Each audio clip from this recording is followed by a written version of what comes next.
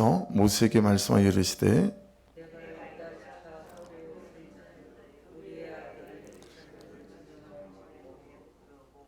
하나님의 영을 그에게 충만하게 하여 지혜와 총명과 지식과 여러 가지 재주로 정교한 일을 연구하여 금과 은과 노스로 만들게 하며 보석을 깎아 물리며 여러 가지 기술로 나무를 새겨 만들게 하리라.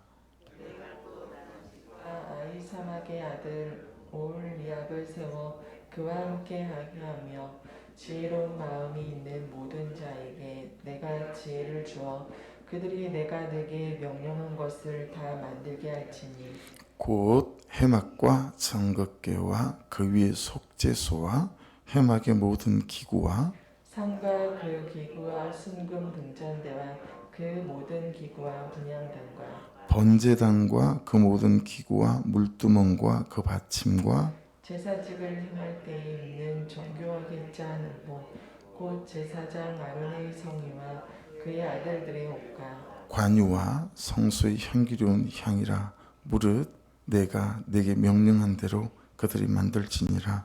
여호와께서 모세에게 말씀하여 이르시되 너는 이스라엘 자손에게 말하여 이르기를 너희는 나의 안식일을 지키라.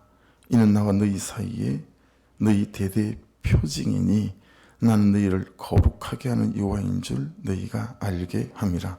너희는 안식일을 지킬지니 이는 너희에게 거룩한 날이 됨이니라. 그날을 더럽히는 자는 모두 죽일지며 그날에 일하는 자는 모두 그 백성 중에서 그 생명이 끊어지리라. 엿새 동안은 일할 것이나 일곱째 날은 큰 안식일이니 여호와께 거룩한 것이라. 안식일에 일하는 자는 누구든지 반드시 죽일지니라. 이같이 이스라엘 자손이 안식일을 지켜서 그것으로 대대로 영원한 언약을 삼을 것이니 이는 나와 이스라엘 자손 사이의 영원한 표징이며 나 여호와가 엿새 동안에 천지를 창조하고 일곱째 날에 일을 마치고 쉬었음이니라 하라. 여호와께서 시내산 위에서 모세에게 이르시기를 마치신 때에 증거판 둘을 모세에게 주시니 이는 돌판이요 하나님이 친히 쓰신 것이더라. 아멘.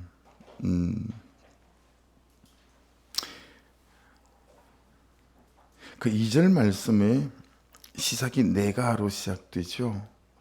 그게 좀 눈에 묵상하며 들어오는 것 같아요. 6절도 보시면 내가, 그러니까 부살레를 부르실 때도 그랬고 올리압을 부르실 때도 굉장히 하나님이 주도적으로 내가 불렀다라는 걸 말씀을 콕 집어서 하십니다.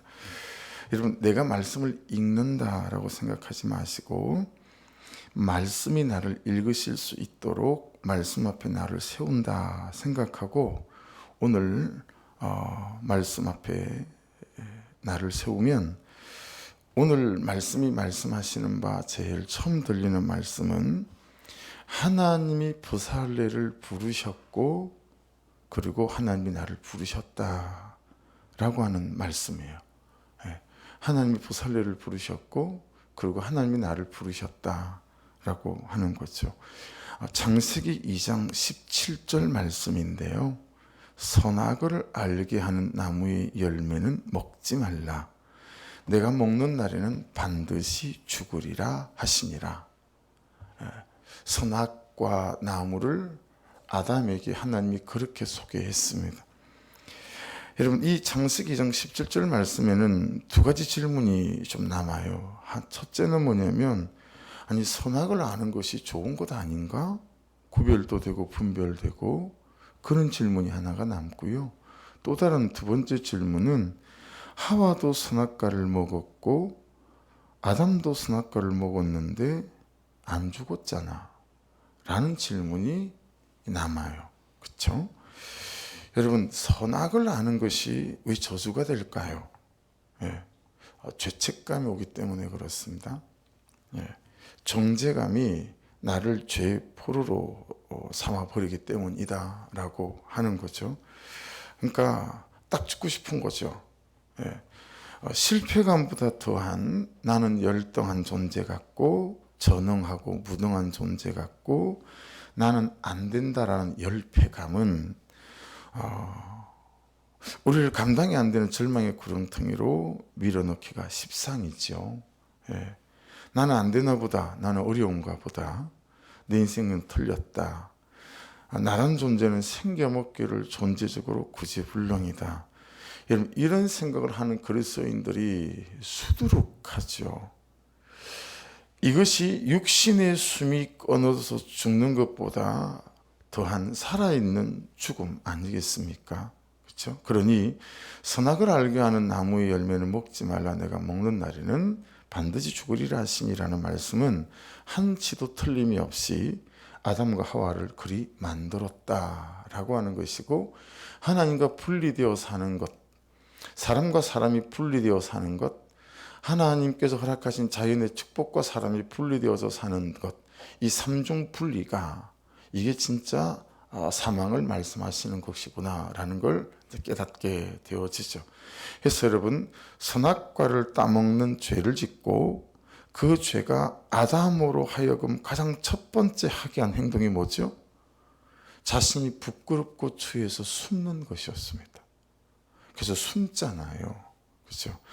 그런데 그 죄지은 아담에게 하나님께서 가장 또 먼저 하신 건 뭐죠? 창세기 3장 9절 말씀에 보면 여호와 하나님이 아담을 부르시며 그에게 이르시되 내가 어디 있느냐라고 하신 말씀이에요.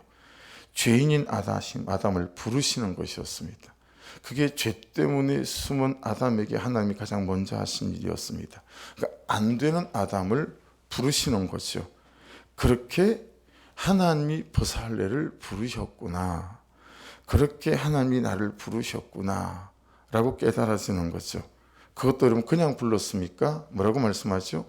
지명하여 불렀다라고 하는 것입니다. 그래서 제가 2001년 1월 제주일방대학에 갔을 때 가장 은혜 받았던 찬양이 이 찬양이었어요. 내가 너를 지명하여 불렀나니 너는 내 것이라. 이 찬양이 그렇게 은혜가 많이 됐었어요. 여러분, 이 버살렐 이름을 뜻을 살피다가 마음에 굉장히 큰 어떤 울림이, 감동이 있었어요. 왜냐하면 버살렐 이름의 여러분 뜻이 뭐냐면 하나님의 그늘 아래라는 뜻이에요. 네. 그러니까 하나님이 버살렐을 지명해서 부르시고 여러분과 저를 부르셨는데 그 뜻이 뭐냐면 하나님의 그늘 안에 불렀다라는 거예요. 네. 버살렐도 그렇고 아담도 그렇고 이렇게 말씀대로 안 사라지는 우리도 그렇고 하나님의 은혜의 그늘 안에 예수님의 보혈로 죄를 씻어주시는 이 속죄의 그늘 안으로 나를 불러주신 거다라고 하는 게 깨달아지니 이게 참 은혜가 되지 않습니까? 그것도 지명하여 부르셨다는 거죠. 이 지명, 셈이라고 하는 단어이거든요. 예. 일반적으로 이름은 뭐 이런 뜻을 갖고 있지만 하나님이 고르고 골라서 점 찍은 존재라는 것을 가장 많이 지시를 받습니다. 하나님이 고르고 골라서 점 찍은 존재 버살렐이고, 그리고 지금 이 새벽에 말씀 앞에 서 있는 저와 여러분들이다 라고 하는 거죠. 그런데 언제 점 찍었느냐가 되게 중요합니다. 여러분과 저를 언제 점 찍었을까요? 그죠? 복중에도 점 찍었죠. 그리고 로마서 말씀에 비추어서 우리가 본다면 어떻죠? 로마서 5장 6절이죠. 거기서 뭐라고 말씀하시죠? 아직 연약할 때 내가 너를 점찍어 지명하여 불렀다. 그죠? 8절에는요. 네가 죄인 되었을 때에 내가 점찍어 너를 불렀다. 그리고 10절에는 우리가 원수 되었을 때에 내가 너를 점찍어 불렀다 라는 거예요. 여러분, 저는 하나님께 일해 본 적이 제법 있는 듯해 보였어요. 묵상을 하다 보니 하나님, 적어도 이것만큼은 하나님이 좀 실수하신 것 같았는데요. 저를 부르신 거예요. 뭐 이런 거죠. 도대체 제가 어딜 봐서 목사입니까? 이런 죄의 무너짐, 그리고 또 실패, 이런 것 앞에서 그 죄책감이, 정죄감이 나를 올가밀 때 내게서 그런 고백들이 나오는 거예요. 하나님, 제가 도대체 어디를 봐서 목사입니까? 적어도 저를 부르신 것은 하나님 실패하신 거 아니실까요? 여러분들은 그런 고백 해보신 적 없으십니까? 근데 말씀이 뭐라고 말씀하시는 거예요? 그런 줄 알고 불렀대라는 거예요. 네가 그런 줄 알고 나는 다 불렀다. 왜냐하면 죄인이었을 때 불렀고, 연약할 때 불렀고, 원수 되었을 때 불렀으니까. 그렇죠? 그래서 지명하여, 이 셈의 중요한 뜻이 이름으로 불렀다라는 거예요. 이게 무슨 의미냐면 너의 삶을 보고 자격이 돼서 부른 게 아니라는 거예요. 예. 그냥 너를 존재적으로, 너 존재를 보고 내가 그냥 불렀다. 그러니까 나를 존재적으로 사랑하시고 나를 존재적으로 불렀다라는 의미가 이 지명하여 셈이란 단어 안에는 그 의미가 들어있어요. 그러니까 여러분, 하나님께서 있잖아요. 우리에게 사랑해라. 이렇게 말씀하시는 말씀이 진의가 이제 깨달아지는 거죠. 그의 삶이 그를 사랑하는 이유가 되어서는 안 된다. 이걸 깨달으면서 참 저의 많은 죄가 보였어요. 내가 성도를, 우리 자녀들을, 그렇죠? 여러분, 목사가 참 충성된 성도를 사랑하기가 훨씬 쉽지 않겠어요? 참 순종적인 성도를 사랑하기가 훨씬 쉽지 않겠어요? 더구나 저는 관계적 중심의 사람이, 본질적으로 아니었던 사람이 말씀을 큐티하면서 관계적 존재로 바뀌어져가는 사람이기 때문에 저는 일과 연관이 되면 굉장히 스트레스도 잘 받고 혈기도 잘 나요. 왜 일을 저 모양으로 하는 거야? 어떻게 일을 저렇게 저따위로 배웠어? 뭐 이런 거 있잖아요. 그냥 자기에게 맡긴 일인데 자기에게 맡긴 일을 너무 아무것도 아닌 것처럼 대충 하고 그러면 너무 화가 나는 거예요. 그런데 지금 말씀이 그의 삶이 그를 사랑하는 이유가 돼서는 안 된다는 거예요. 저한테 하는 말씀인 거예요. 완전히. 그의 성품이 그를 사랑하는 이유가 되어서도 안 된다는 거예요. 이런 성품 보시고 그 사람과 막 친해지지 마십시오. 편해진 사람이 있을 수 있죠. 그걸 어떻게 우리가 부정하겠어요? 그러나 그렇죠? 하나님이 성품 보고 우리를 부르신 게 아니에요. 여러분의 성품 여러분이 아시죠? 여러분의 삶을 여러분이 아시죠? 그런데 우리는 왜 그렇게 주님과 달리 그의 삶을 보고 그를 사랑하려고 하고 그의 성품을 보고 그를 사랑하려고 할까요? 그의 태도가 그를 사랑하는 이유가 돼서는 안 된다는 거예요. 일생 싸우는 게 부부간에 이거 싸우는 거 아니에요? 넌 태도가 왜 그러니? 넌 말이 왜 그러니? 그렇죠? 그래서 사랑이 안 된다는 거예요. 그거 아니다. 내가 너를 부른 것처럼 존재적으로 그를 부르고 내가 너를 존재적으로 대한 것처럼 너도 존재적으로 대해라. 그것도 그녀가 연약할 때, 그가 죄인 되었을 때, 그가 원수 같을 때. 그래서 보혜사 성령이 도우시지 않으면 이 십자가지는 적용할 수 없죠. 그래서 참 우리에게 성령을 구하는 기도의 자리가 필요하고, 그래야 성령과 동행해가며 여러분 존재적으로 사랑해가는 일들이 시작될 수 있겠죠. 그래서 여러분, 하나님께서는 그렇게 사람을 부르실 때마다 이름부터 바꾸셨나 보다, 이런 것도 또 깨달아지는 거예요. 여러분, 하나님을 깊이 만나 하나님 안에 가는 사람들도 자기 이름을 막 바꾸는 사람들도 많았거든요. 예. 여러분, 조약돌, 바람 부는 대로, 감정이 생기는 대로, 욕구가 일어나는 대로 이렇게 쓸리고 저렇게 쓸리는, 그게 조약돌 아닙니까? 시몬, 그게 조약돌이에요. 예수님께서 딱 보니까 시몬은요, 그냥 뭐 혈기대로 감정대로 사는 시몬을 보시자마자 그를 베드로라고 부르잖아요. 페트라예요. 반석. 어떤 경우에도 요동치지 않는 이름부터 바꿔놓지 않습니까? 아브라함을 아브라함으로, 사례를 사라로, 야곱을 이스라엘로, 그리고 하나님을 깊이 만났던 이 사울도 바울이라는 이름으로 이름이 바뀌는 것을 볼 수 있습니다. 그러니까 삶을 살아 그런 존재가 된 것이 아니라 하나님이 먼저 하신 것은 존재를 존재적으로 사랑하셔서 그 존재가 그는 삶으로 사라지게 하셨습니다. 할렐루야. 이게 너무 큰 은혜가 되는 거예요. 하나님 제발 제가 그런 사람이 되게 도와주십시오. 그냥 그를 존재적으로 먼저 사랑하게 하셔서 그 사랑이 그는 삶으로 사라지는 은혜가 있게 하여 주시옵소서. 이게 참 큰 복음이고 큰 진리 아니겠습니까? 그렇죠? 우리는 그렇게 이전의 삶 속에서 내 삶은 돌아보지도 못하고 한두 마디 하는 말씀을 가지고 그를 정죄하고, 그렇죠? 판단하고 뒤에서 험담하며 손가락질하고 이 사람에게 이런 말을 퍼옮기고 저 사람에게 저런 말을 퍼옮기며 그를 판단하고 정죄하고 맨날 저울에 올려서 무게를 당하고, 이 삶이 그냥 우리 일반적인 삶 아니었습니까?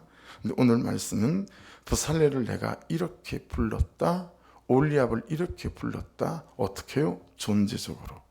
그렇죠? 네가 죄인 되고 원수 되었을 때, 그러니 너도 성품 보고 그를 사랑하려는 시도를 내려놔라. 그의 삶과 태도를 보고 그를 사랑하려는 시도를 내려놔라. 존재적으로 그를 사랑해서 그 사랑 때문에 그의 삶이 바뀌는, 내가 누리는 이 은혜를 네가 누리고 살기 원한다 라고 하는 메시지가 오늘 말씀 안에 있습니다. 그래서 여러분, 부살렐의 조수로 불렀거든요. 올리압은. 이 올리압의 이름의 뜻에도 그 의미가 참 많이 드러나 있어요. 그럼 올리압의 이름의 뜻은 뭐냐면 하나님의 장막 안에서 살아야 사람 같은 사람이 되는 사람이라는 뜻이에요. 하나님의 장막 안에 살아야 사람 같은 사람이 되는데요. 또 하나의 뜻은 하나님의 은혜의 회막 안에 살아야 삶 같은 삶이 사라지는 사람이라는 뜻이에요. 예. 참 존재적으로다가 삶의 태도와 성품으로다가 참 하나님이 부를 수 없는 사람을 존재적으로 하나님이 사랑하고 부르셔서 우리가 그런 존재로 그런 삶으로 살아갈 수 있게 만드는 방법은 뭐죠? 하나님의 장막 안에 사는 거, 하나님의 은혜의 회막 안에 사는 거. 그래야 삶 같은 삶이 사라지는 사람이다 라고 하는 거예요. 그래서 여러분 보세요. 하나님이 부살레를 부르셔서 가장 먼저 하신 게 뭐죠? 3절을 보세요. 하나님의 영을 그에게 충만하게 하여. 이게 여러분 하나님이 부살레를 부르셔서 가장 먼저 하신 일이에요. 여러분, 하나님이 나를 부르셔서 나에게 가장 먼저 하시기 원하시는 일이 하나님의 영을 충만하게 하시는 거래요. 그렇다면 우리도 나 자신을 위해서 가장 먼저 해야 될 일이 어떤 일이겠습니까? 너무 자명하지요. 나를 향한 하나님의 우선순위, 나를 향한 나의 우선순위는 하나님의 영으로 나를 충만하게 하는 것입니다. 할렐루야. 그 다음에 주어지는 게 뭐예요? 지혜고 총명입니다. 그리고 그 다음에 주어지는 것이 여러 가지 재주입니다. 근데 우리는 재주를 원하잖아요. 실력 말입니다. 그렇죠? 능력을 원하잖아요. 탁월함을 원하잖아요. 우린 그것만 논해요. 근데 말씀을 보세요. 뭐가 돼야 실력이 생깁니까? 뭐가 있어야 능력이 생깁니까? 하나님의 영으로 충만해져야 돼요. 존재적으로. 그래야 하나님의 지혜가 총명이 부어지고 우리가 실력 있는 사람, 능력 있는 사람, 와하는 사람이 가능하다라고 말씀하고 있습니다. 그래서 4절 5절도 보세요. 정교한 일을 연구하여 금과 은과 노스로 만들게 하며, 저는 밑줄이 쳐졌어요. 만들게 하며 보석을 깎아 물리며 여러 가지 기술로 나무를 새겨 만들게 하리라. 여러분, 그때 우리 인생이 만들어진다는 거예요. 그때 내 삶이 만들어진다. 그래서 여러분, 하나님이 올리압을 부르셔서 올리압이 가장 먼저 하신 거 보세요. 6절 그와 함께 하게 하며. 부살레를 먼저 부르셨잖아요. 그리고 그 다음에 올리압을 불렀잖아요. 근데 올리압에게 하나님이 가장 먼저 말씀하시는 게 뭐예요? 그와 함께하며, 부살렐과 함께할 수 있는 사람으로 올리압을 불렀다라는 거예요. 여러분, 그리 보면 보세요. 우리는 부살렐의 부르심보다 올리압의 부르심에 더 가까운 사람들이다라는 걸 깨달을 수 있습니다. 우리를 예수님의 조수로 부르셨죠. 아멘. 우리를 성령님의 조수로 부르신 줄로 믿습니다. 또 우리를 말씀의 조수로 부르신 줄로 믿습니다. 그렇죠? 여러분, 사람으로도 우리에게 가장 간절해야 될 덕목은 뭘까요? 그와 함께 할 수 있는 사람이 되는 것입니다. 한 가지 더 붙인다면 많은 사람들이 나와 함께 하고 싶은 사람이 내가 되는 것입니다. 할렐루야. 먼저는 그와 함께 할 수 있는 사람이 되시기를 주의 이름으로 축복합니다. 여러분, 아내가 뭐예요? 남편과 함께 할 수 있는 사람이 되는 거예요. 남편은 뭐예요? 아내와 함께 할 수 있는 사람이 되는 것입니다. 목장 안에, 여러분의 직장 안에서 여러분의 동료들이 여러분의 동료와 함께 할 수 있는 사람이 여러분 되어질 수 있기를 주의 이름으로 축복합니다. 여러분, 이게 부모라도요, 내 어머니라도 내가 함께 할 수 있는 사람, 이게 어렵죠. 같은 가족이라도요, 그와 함께 할 수 있는 사람이 되기가 내가 쉽지가 않아요. 내 취향이 있잖아요. 나도 내가 좋아하는, 선호하는 게 있잖아요. 그러니까 그와 도무지 그냥 말을 섞기가 싫은 거예요. 근데 그게 그의 죄예요, 나의 죄예요? 말씀해 보세요. 그게 나의 죄라는 거예요. 인정하십니까? 계속 물어야 되겠어요. 여러분, 그게 그의 죄입니까? 나의 죄입니까? 인정하십니까? 아직도 세 사람 대답 안 했어요. 여러분, 그게 그의 죄입니까? 나의 죄입니까? 인정하십니까? 한 사람 안 했어요. 이 말씀이 참 기가 막히지 않아요? 어떻게 올리압을 부살레를 조수로 부르시면서 그와 함께하면, 너무 많은 것들이 깨달아지는 거 있죠. 참, 근데 이렇게 못 살았으니까 이게 얼마나 큰 제표로 와닿는지. 나는 맨날 나하고 맞는 사람을 찾잖아요. 이 사람아, 좀 정신 좀 차려라. 그렇게 말씀하시는 거예요. 그와 함께 할 수 없는 건 그의 죄가 아니고 네 죄다, 네 죄. 넌 왜 그걸 모르니? 근데 일생을 그걸 모르고 지금까지 여러분 살아온 거잖아요, 제가. 여러분은 어떠세요? 그 죄가 내 죄라는 게 정말 인정이 되는 거 있죠, 말씀 앞에서. 여러분, 그와 함께 할 수 있는 사람이 되는 것이 여러분의 부르심이고 저의 부르심이에요. 아멘 하십시다. 그게 되면 많은 사람들이 나와 함께 할 수 있는 사람이 되어질 줄 믿습니다. 그게 앞에 게 안 되니까 뒤에 게 안 되는 건데, 앞에 게 될 마음은 없고 많은 사람이 나를 좋아해 줬으면 좋겠는 거예요. 이건 일어날 수 없는 일이라는 거예요.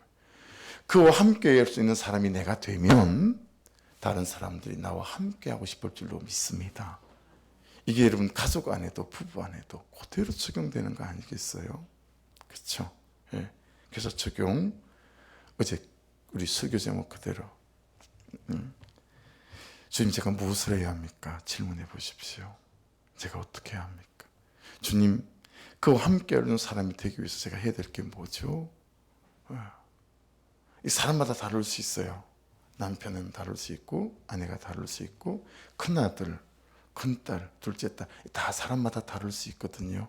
여러분, 그와 함께 하는 사람이 되기 위해서 내가 무엇을 해야 될지를 잘 여쭤보시고 적응점이 잘 잡힐 수 있기를 주 이름 축복합니다. 6절 다시 보세요. 지혜로운 마음이 있는 모든 자에게 내가 지혜를 주어. 이것도 여러분 의미심장하지 않아요? 지혜로운 마음이 있는 모든 자에게 내가 지혜를 준대요. 앞에 지혜는 뭐고 뒤에 지혜는 뭘까? 이런 관찰 질문이 묵상하며 잡히셔야 돼요. 그들이 내가 내게 명령한 것을 다 만들게 할지니. 말씀이 신문막적하죠.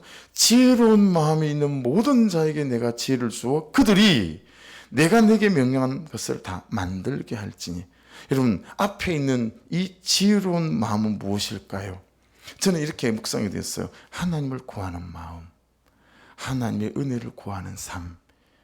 전 하나님 없으면 안 돼요. 하나님, 저 불쌍히 여겨주시고 긍휼히 여겨주세요. 이게 지혜로운 마음 아닐까? 그죠? 그는 하나님을 구하는 사람에게 내가 지혜를 주어서 그들이 내가 내게 명령한 것을 다 만들게 할 거다. 그러니 여러분, 우리의 삶이, 우리의 인생이 만들어지는 방법은 뭐예요? 내게 하나님을 구하는 마음, 그분의 은혜를 사모하는 갈망이 가득할 때, 여러분, 그 지혜를 보시고 그분의 지혜를 우리에게 부으셔서 우리로 우리의 삶의 풍성함을 허락해 주시게 될 줄 믿습니다. 해서 보살렐이든 올레압이든 일생을 걸고 존재를 걸고 삶을 걸고 목숨을 걸어야 하는 게 무엇입니까? 12절부터 나오는 안식일입니다. 그래서 안식일을 지켜 주님 안에 머물러야 합니다. 온전히 온전히 안식일을 지켜야 합니다. 13절 보세요. 밑줄 나의 안식일을 지키라 돼 있죠. 나의 안식일이래요. 나의 안식일. 여러분은 내가 쓸 수 있는 안식이라고 생각하잖아요. 오늘부터 개념을 완전히 바꾸셔야 합니다. 나의 안식일이래요. 너의 안식일이라고 말씀하지 않으셨어요. 나의 안식일이라는 거예요. 야, 안식일은 내 거다! 라는 거예요. 나의 안식일을 지키려는 거예요. 거기서 모든 게 나온다라는 거죠. 13절에 말미에 보세요. 하반절에 나는 그때 어떻게 하시냐면 너희를 거룩하게 하는 여호와인 줄 너희가 알게 함이라. 그렇죠? 나의 안식일을 지키면 그 안식일에 나를 거룩하게 하신대요. 그래야 어디에 들어갈 수 있어요? 속죄소, 시연자, 지성소에서 하나님이 그분의 것들을 받고 누릴 수 있는 그런 인생과 삶이 되어질 수 있다라고 말씀하십니다. 그러니 여러분이 안식일을 내 것처럼 내가 이렇게 쓰고 저렇게 쓸 수 있다라는 생각에서 벗어나셔서 안식일은 하나님의 것이구나 라고 명확히 잘 개념을 잡으셔야 되겠죠. 17절에도 가보십시오. 이는 나와 이스라엘 자손 사이 영원한 표징이며 나 여호와가 이세 동안의 천지를 창조한 7째 날에 일을 마치고 쉬었음이니라. 그래서 여러분 안식일을 샤밧 이렇게 이스라엘 사람들은 지금 불러요. 이걸 이때 영어로는 샤베트 이렇게 되어져 있어요. 의미를 가르쳐 드릴게요. 하나님 앞에 나를 세우는 날이란 뜻입니다. 하나님 앞에 나를 세우는 날. 샤벳. 하나님 앞에 나를 세우는 날. 그러니까 주일날 오실 때 죄만 들고 와서 십자가에 던지고 하시는 분들이 많으시죠. 근데 나도 들고 와야 돼요. 죄 지은 나도 들고 와야 돼요. 죄도 십자가 앞에 내려놓으시고 죄 지은 나도 십자가 앞에 내려놓으시고 이 두 가지가 함께 돼야 되죠. 그래서 죄 지은 내가 다루심을 받아야 돼요. 죄 지은 내가 하나님을 만나야 하고 죄 지은 내가 예수 그리스도의 보혈로 씻음을 받아야 하는 거죠. 그런데 죄 지은 나는 냅두고 죄만 툭툭 던져놓고 일어서서 그냥 가는 분들이 있다라는 거죠. 죄 지은 내가 하나님 앞에 나를 세우는 날. 그래서요, 이 샤벳의 가장 중요한 의미 중에 하나가 그치는 날이란 뜻이 있습니다. 그치는 날. 쉬는 날 의미도 있지만 그치는 날. 내 정욕, 내 계획, 내 욕심 그치고 내 열심을 그치고 내 존재와 내 모든 삶을 하나님 앞에 세우는 날. 이게 안식일의 의미입니다. 그래서 여러분 18절을 보십시오. 여호와께서 시내 산 위에서 모세에게 이르시기를 마치신 때에 정급한 돌을 모세에게 주시니 이는 돌판이요 하나님이 친히 쓰신 것이더라. 친히 이런 표현만 잘 쓰지 않으세요. 근데 지금 이 하신 말씀들이 뭐예요? 친히 쓰신 거래요. 야, 안식일을 지키는 거 있잖니? 이건 내가 친히 쓴다? 십계명 안에 들어가 있는 거잖아요. 여러분, 이게 얼마나 중요한 의미인지 잘 유념해야 한다. 그 안식일에 그 주일에 하나님 앞에 서서 말씀 앞에 서서 나를 하나님의 은혜 앞에 세우고 내 존재를 새롭게 하는 일들. 이것이 앞에 나눴던 모든 보살례를 부르시는 장면과 올리압을 부는 장면하고 다 여러분 오버랩이 되잖아요. 그래서 하나님이 친히 쓰신 것이다 라고 하는 거 이거 잘 마음에 담으셔서 이 새벽에도 묵상하시고 기도하실 때 여러분의 마음판에 친히 쓰시는 친필 같은 감동이 있으셔서 그 감동과 깨달음이 또 이 하루 가만 적용해가며 승리하는 은혜가 되기를 주의 이름으로 축복합니다. 기도하겠습니다.